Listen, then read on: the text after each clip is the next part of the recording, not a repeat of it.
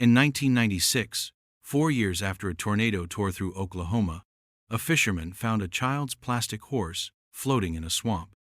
Underneath it, submerged in the dark water, was the family's minivan. It had been missing since the storm, along with all 5 people inside. The recovery crew pulled the van from the muck and dragged it onto the marshy bank. The windows were smashed, shattered from the outside. The side door was slightly ajar, as if someone had left in a hurry or been pulled out. Inside, the seats were coated in a thick layer of mud and algae. More of the children's toys were there, a small stuffed bear and a few picture books, their pages swollen and brown, floating in the inches of swamp water that remained on the floor. Detective Miller, who had worked the original disappearance case in 1992, stood on the bank and watched. He was older now, closer to retirement, but this case had never left him. It was a weight he carried every day. He'd memorized the faces from the posters: David and Sarah Harrison, and their 3 children, Emily, Josh, and the youngest 6-year-old Chloe. It was Chloe's plastic horse that had led them here. Miller walked closer to the van, the ground squishing under his boots. The smell of decay and stagnant water was overwhelming. He looked inside. The keys were still in the ignition, dangling from the steering column, covered in a thin film of rust. He reached in, his fingers brushing against them. He asked the lead technician a question without looking at him. "Is the engine warm?" The technician just shook his head. "No, sir. It's been cold for a long, long time." Miller stared at the keys. A family fleeing a storm would be driving, the engine running, the wheels turning. They wouldn't be parked deep in a swamp miles from any road, the engine off, the keys waiting for a hand that never came back to turn them. This wasn't a family that had taken a wrong turn in the chaos. This was a family that had stopped, or had been stopped. The discovery didn't feel like an answer. It felt like a threat, a dark promise that the truth was worse than just a storm. 4 years of silence had just ended, and the questions were louder than ever. Why smash the windows of a van already lost to a swamp? Why leave the keys? Miller looked from the van to the impenetrable wall of trees that surrounded the water. They were miles from the Harrisons' planned evacuation route. Getting a vehicle here would have been a nightmare on a good day, let alone during a tornado. Something was terribly wrong with this picture, a detail so out of place it made the hair on his arms stand up. The silence of the swamp felt heavy, watchful. It was the same silence that had fallen over the town 4 years ago, after the sirens stopped and the Harrison family was simply gone. In 1992, the sky had turned a sickly green. The tornado sirens began their lonely wail across the flat plains of Oklahoma. David Harrison told his wife, Sarah, to get the kids. They had a plan. They always had a plan. David was a man who believed in preparation. He had a route mapped out to his sister's house in the next county, a place away from the usual tornado alley. He'd packed a go-bag weeks before, filled with water, first aid supplies, and a crank radio. He loaded it into their minivan while Sarah gathered the children. 8-year-old Emily was trying to be brave for her younger brothers, clutching their hands tightly. Josh, who was 7, was crying. And little Chloe, just 6, held her favorite plastic horse, its painted-on smile, a strange contrast to the fear in the house. Their neighbor, an elderly woman named Mrs. Gable, saw them leaving. She remembered David giving her a confident nod. "We'll be back when it's over," he'd said. She watched their blue minivan pull out of the driveway and turn down the street, heading east. Just like the plan said, that was the last time anyone saw them alive. The tornado that followed was an F4, a monster that scoured the earth. It missed the Harrisons' house by less than a mile, leaving it damaged but standing. It did, however, tear a destructive path right through the highway they were supposed to be on. When the storm passed and the stunned survivors began to emerge, the Harrisons were not among them. David's sister called the police the next morning, her voice tight with panic. "They haven't shown up. They're not answering their phones." The search began immediately. Police and volunteers checked the storm shelters, the hospitals, the makeshift morgues. They walked the path of the tornado, looking for any sign of the blue minivan. They found dozens of wrecked cars, but none of them belonged to the Harrisons. It was as if they had driven off the face of the earth. Days turned into weeks. The missing posters went up, their 5 smiling faces taped to telephone poles and community boards. Miller had led the investigation then too. He had interviewed Mrs. Gable a dozen times. He had driven the evacuation route himself, trying to imagine what could have happened. A bridge could have washed out. They could have been forced to change their route, driving into the tornado's path somewhere else. But there was no wreckage, no bodies, no minivan, just a complete and total void. The family had vanished into the noise of the storm, and when the noise faded, only silence remained. It was a silence that would last for 4 years, a heavy, unanswered question hanging over the town until a small plastic horse floated to the surface of a forgotten swamp. Back in 1996, the minivan was hauled to a secure county garage. The swamp had preserved some things and destroyed others. Miller stood under the harsh fluorescent lights, watching as the forensics team carefully cataloged every item. They drained the remaining water and sifted through the mud on the floorboards. They found what was left of Sarah's purse. Her wallet was still inside. The cash was a pulpy mess, but her driver's license was still legible. They found David's work briefcase, its contents ruined. In the back, they found the children's backpacks, filled with schoolbooks and crayons. There were no signs of a struggle inside the vehicle. The seatbelts were unbuckled. The items seemed to be in their normal places, aside from being thrown around by the water. Miller picked up a laminated family photo they'd found in the glove compartment. It was taken at a state fair, the summer before they disappeared. David had his arm around Sarah. Emily and Josh were making funny faces, and Chloe was sitting on her father's shoulders, holding up a giant lollipop. They looked happy. They looked safe. The image was a painful reminder of what had been lost. A whole family, gone. He felt a familiar ache in his chest, the frustration of a puzzle with too many missing pieces. If this was a carjacking, they would have taken the wallet. If it was a random act of violence during the storm, why drive the van all the way out here to this specific hidden swamp? It would have been easier to leave it on the side of a road, and the windows, all of them, except the windshield, had been smashed from the outside. The pattern of the broken glass proved it. Someone had stood outside the van and broken their way in, or simply broken them for a reason he couldn't fathom. It wasn't the kind of damage you'd see from flying debris in a tornado. It was methodical, deliberate. He ran a hand over his tired face. None of it made sense. He told his team to check the vehicle for any prints, but he knew the water had likely washed everything away. He needed a new lead, something the original investigation had missed. The van wasn't the end of the mystery. It was the beginning of a new one. It was a tomb without bodies. A crime scene without a crime. The most unsettling part was the feeling that the Harrisons had not met their end here. This swamp was just a dumping ground. The real scene, the place where their lives had been changed forever, was somewhere else. As the team finished for the night, one of the junior detectives pointed something out. The child locks on the rear doors were disengaged. On a family minivan, they were almost always engaged. For a man like David Harrison, a man obsessed with safety and planning, it was another detail that felt jarringly wrong. Why would the child locks be off? It was a small thing, almost meaningless. But like the keys in the ignition and the shattered windows, it was another piece that didn't fit. Miller spent the next few weeks re-examining the entire case file from 1992. He spread the maps out on his office table, the old ones and the new ones. The Harrison house was on the west side of town. Their planned route took them east. The swamp where the van was found was to the north, miles off course, through dense woods and unpaved logging trails. There was no logical reason for them to have been there. He looked at the tornado's path again, a thick red line drawn across the map. It had moved from southwest to northeast. If they had been fleeing east, they would have been driving away from its direct path, not towards the remote northern territories. He picked up the phone and started making calls, tracking down every person he had interviewed 4 years ago. Most of them had nothing new to add.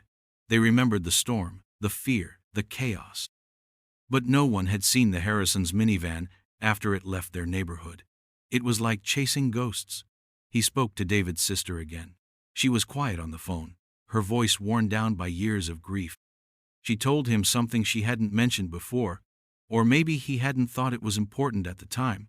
David had become increasingly anxious in the months leading up to the tornado. He was worried about the state of the world, about keeping his family safe. He'd started stocking up on more than just tornado supplies. Canned goods, water purifiers, fuel. She had thought it was just him being him, always over-prepared. But now, she wondered if it was something more. Was he afraid of more than just a storm? The thought lingered with Miller. What else could David have been running from? The case was consuming him again. He worked late, poring over the files, until the words blurred together. He felt the weight of those 4 years where this family had been lying in wait, their story unfinished. The swamp had given them a clue, but it was a clue that pointed nowhere. He felt like he was standing at a crossroads with no signs. One night, he drove out to the swamp himself. He parked his car where the road ended and walked the rest of the way. The air was thick with the sound of crickets. The moon was bright, casting long shadows through the trees. He stood at the edge of the water, at the spot where they had pulled the van out. It was just a muddy patch of ground now. He tried to put himself in David Harrison's shoes on that night. The wind is howling. The sky is dark. Your family is in the car. You're scared. Why do you drive here? Why do you turn off the engine? As he stood there, a profound sense of despair washed over him. The swamp was a dead end. The van was a dead end. He had nothing. The whole world had been turned upside down by that storm, and in the chaos, this family had slipped through the cracks. He was about to turn and leave when he saw it. A glint of something in the mud near the water's edge. He knelt and dug it out with his fingers. It was a small metal clasp from a piece of clothing, maybe a child's overalls. It was old and rusted. It could have been from anyone. It could have been there for 20 years, but as he held it in his palm, he felt a flicker of something. It wasn't much, but it was something. It was a piece of the story, here in the mud, waiting. A local television station ran a follow-up story on the Harrison case, marking the 1-month anniversary of the minivan's discovery. They showed the family's photos, footage of the van being pulled from the swamp, and an interview with a stoic Detective Miller, who urged anyone with information, no matter how old or small, to come forward. He didn't expect much. The trail was 4 years cold, but 2 days later, he got a call. It was from a man named Jebediah Thorne, an old hunter who lived in a cabin deep in the woods, not far from the swamp. He said he'd seen something on the night of the tornado. He hadn't come forward before because he didn't trust the police, and he figured what he saw was just a family of storm-shocked fools. But seeing the faces of the children on the news had changed his mind. Miller drove out to meet him. Jebediah's cabin was rustic, the air smelling of firewood and pipe tobacco. He was a man in his late 70s, with eyes that had seen a lot. He sat Miller down at his kitchen table and told him his story. On the night of the storm, he'd been securing his property when the winds picked up. He saw headlights coming down an old, barely used service road near his land, the one that led towards the swamp. He thought it was strange, but the storm was making everyone do strange things. The headlights stopped, and the engine cut out. He couldn't see the vehicle clearly through the trees and the rain, but he waited. A few minutes later, he saw them. A man, a woman, and 3 kids. They got out of the car and started walking. Miller leaned forward, his heart starting to beat faster. "What did you see, Jebediah?" The old hunter took a long drag from his pipe. He said they weren't running. They weren't panicking. They were walking, single file. The father was in the lead, his shoulders straight, looking right ahead. The mother was behind him. Then the 3 children, holding hands. The littlest one was being held by the oldest. They walked right past the end of his property line and headed straight into the woods, into the thickest part of the forest. "Where were they going?" Miller asked. Jebediah shook his head. "Nowhere. There's nothing in that direction but trees and rocks for 30 miles. No shelter, no roads, nothing." He said the most disturbing part was their expressions. The father looked determined, like a man on a mission. But the mother, she was crying, not making a sound. just silent tears streaming down her face. And the children looked lost, confused. He said he'd never forgotten it. A family walking single file into the woods in the middle of a tornado, holding hands like they were on their way to church. He thought they were just dazed, trying to find high ground. He yelled out to them, asked if they needed help, but they didn't answer. They just kept walking, swallowed up by the trees and the growing darkness. Miller felt a chill run down his spine. This was it. This was the mid-story spike he'd been dreading and hoping for. The entire narrative of the case had just been ripped apart. They hadn't crashed. They hadn't been carjacked. They had gotten out of their van, on their own, and walked into the wilderness to an unknown fate. The swamp wasn't the end of their journey. It was just the beginning. Miller sat in his car for a long time after leaving the hunter's cabin. The image Jebediah had painted was burned into his mind. The Harrison family walking in a line, a silent, grim procession into the dark woods. It recontextualized everything. The keys in the ignition made sense now. David Harrison had turned the car off himself. The location made sense. He had chosen it. He had driven his family to this remote spot, parked the van, and led them away on foot. But why? The question pounded in Miller's head. The crying mother, the confused children. This wasn't a family united in a plan. This was a family being led. Was David fleeing something more than a storm? Or was he fleeing reality itself? The sister's words came back to him, about David's growing anxiety, his obsessive preparations. It started to paint a picture of a man coming undone, a man who might see a natural disaster as a sign, or an opportunity. The next day, Miller gathered his team. He laid out the new information, his voice low and serious. The search area had changed. The swamp was no longer the focus. Their new search grid was the 30-square-mile stretch of dense, unforgiving forest that began where Jebediah Thorne had last seen the Harrisons. He knew it was a long shot. 4 years of rain, snow, and silence had passed. Whatever was out there would be hard to find. The search began. Teams of officers and volunteers fanned out, walking in grid patterns, their eyes scanning the forest floor. It was slow, frustrating work. The woods were thick with undergrowth, the terrain rocky and steep. Days turned into weeks. They found old animal bones, discarded trash from decades past, but nothing connected to the Harrisons. The hope that had surged after Jebediah's testimony began to fade, replaced by the familiar grind of a cold case. Miller walked with the search parties every day. He felt a personal responsibility, a need to see it through. He imagined Sarah Harrison's silent tears, the feeling of her hand in her child's, being led somewhere she didn't want to go. The story had become more tragic than he could have imagined. It was no longer about a random act of nature or violence. It was about a family torn apart from the inside, a horror hidden behind a suburban front door. He couldn't shake the feeling that David Harrison had led his family to their deaths. Was it a murder-suicide pact? A delusional flight from a world he couldn't control? As the search entered its second month, morale was low. They were finding nothing. The vastness of the woods felt mocking, capable of holding its secrets forever. Miller started to fear that the hunter's story, while compelling, had only given them a new, bigger place to be lost in.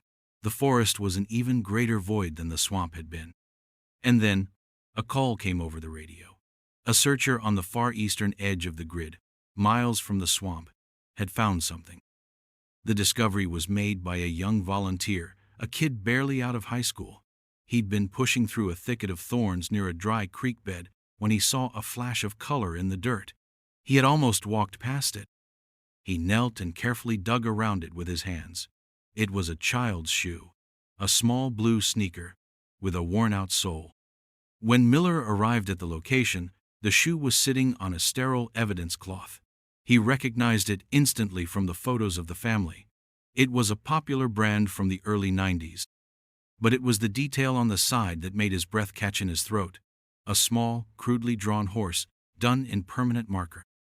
The family's relatives had told him back in 1992 that Chloe, the youngest, drew that same horse on everything she owned. It was her signature. This was her shoe. He stared at it. This small, heartbreaking piece of evidence. It was proof. Proof that Jebediah's story was true. Proof that the family had walked this way. They had been here, in this exact stretch of woods. The shoe was found nearly 8 miles from where the van had been dumped. 8 miles. He tried to imagine little Chloe, only 6 years old, walking that far through this rough terrain, in the dark, in a storm. The thought was unbearable. The discovery re-energized the search. They now had a definitive path. The family had traveled from the swamp in a northeasterly direction. Miller redrew the search grid again, focusing on a 10-mile radius around the creek bed where the shoe was found. They were no longer searching blind. They were following a trail of breadcrumbs left 4 years earlier. Miller felt a grim sense of closing in. He was walking the same path the Harrisons had walked. With every step, he felt he was getting closer to the end of their story. The mood among the searchers shifted from weary frustration to a kind of somber determination. They were going to find them. They were going to bring them home. 2 weeks later, another find. This time, it was a tattered piece of cloth snagged on a low-hanging branch. It was from a man's flannel shirt, the same pattern David Harrison was wearing in the last photo taken of him. The fabric was frayed, weathered by 4 years of exposure, but it was another point on the map, another confirmation. They were on the right trail. The path was leading them deeper into the woods, towards a hilly, rocky area that was even more remote. On a map, Miller noticed something. The trail was heading directly for a small, shaded patch, marked simply as private property. Old county records showed it had been owned by a reclusive man who had died over a decade ago. On the property, the map indicated a small structure, a hunting cabin. It had likely been abandoned for years. A cold certainty settled in Miller's gut. That was the place. That was where the trail ended. He gathered a small team. They were going to approach the cabin in the morning. He didn't know what they would find there, but he knew this was the final chapter. The long, silent walk of the Harrison family was about to come to an end. The air was still and cool the next morning.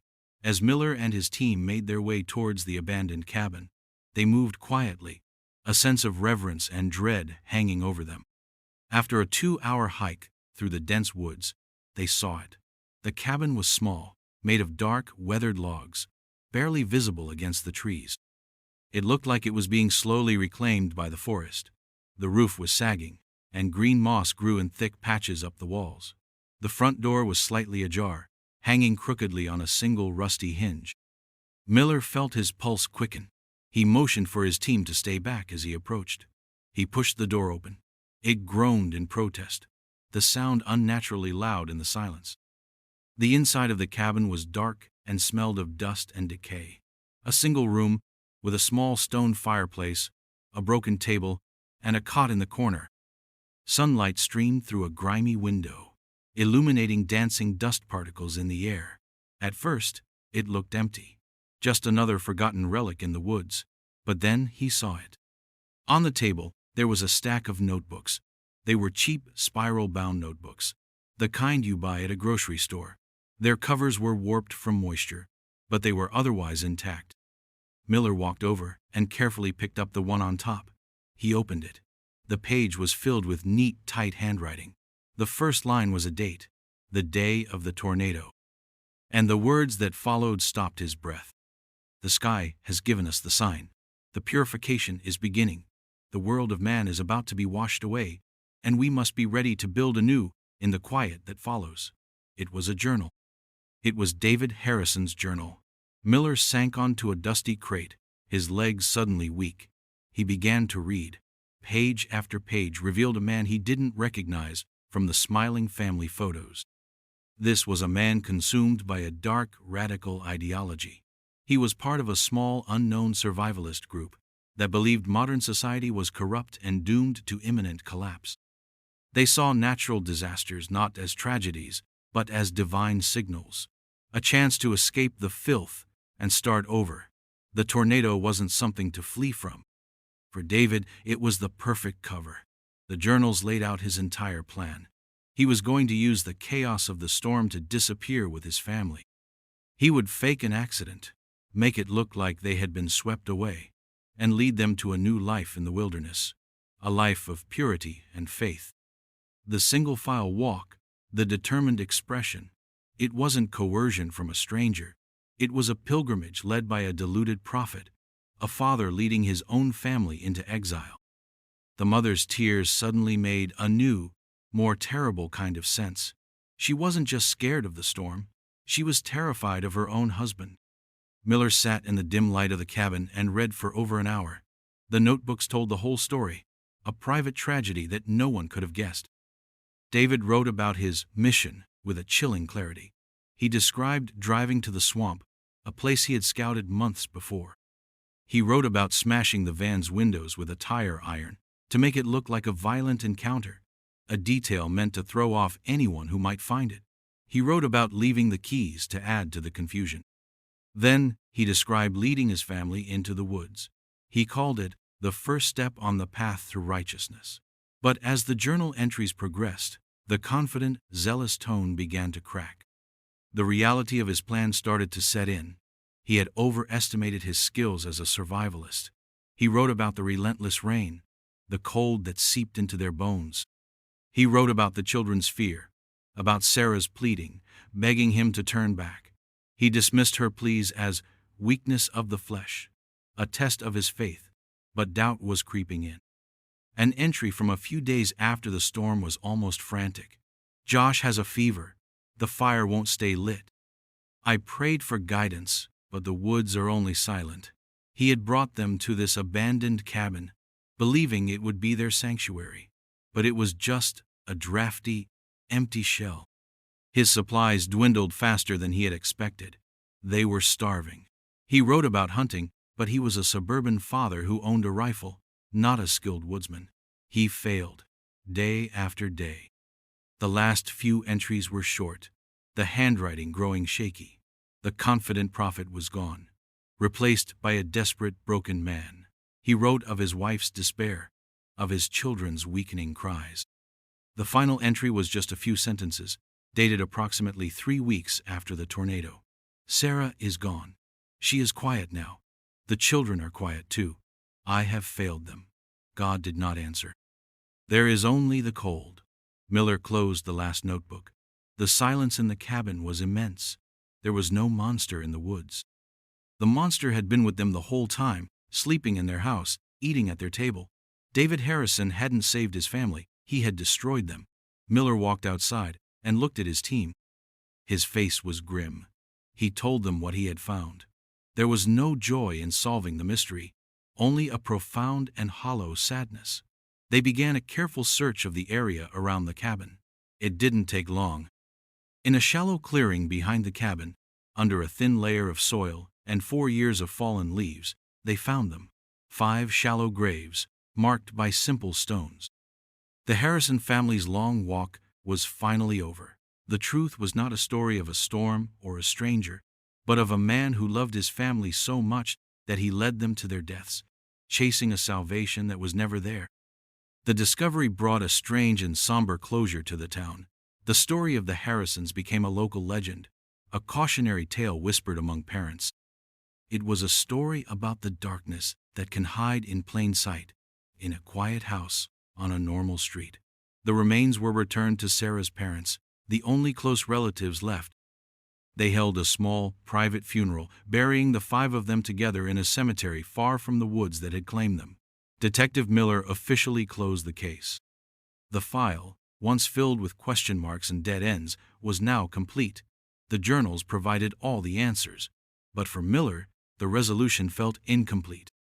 He had found the truth, but the truth was uglier and sadder than any theory he had ever considered. He had wanted to find a villain, a tangible evil he could blame. Instead, he found a tragedy born of delusion and a misplaced faith. The why was so mundane, so human, it was almost more disturbing than a monster. He retired a year later, but the faces of the Harrison family never left him. He would sometimes drive past their old house. New people lived there now, a new family, with new children. They had planted flowers in the front yard. But for Miller, the house would always be haunted, not by ghosts, but by the memory of what had been lost. He often thought about the final moments in that cabin. He pictured David Harrison, his grand vision crumbled to dust, realizing the terrible finality of what he had done. He pictured Sarah, and the quiet resignation of her fear. And he pictured the children, innocent victims of a faith they couldn't possibly understand. There was no bittersweet ending, no silver lining. It was just loss. A family of 5, erased from the world not by a tornado, but by the quiet, destructive power of a single, flawed idea. The woods where they were found grew back, covering the scars of the search. The cabin slowly rotted away, collapsing into the forest floor, until it was just a pile of mossy logs. Nature reclaimed the scene of the tragedy, leaving no trace. All that remained was the story, a heavy silence that settled over the case file, and the lingering image of a family walking single file into the dark, holding hands, on a journey from which they would never return. Have you ever heard of anything like this? Share your thoughts or stories in the comments.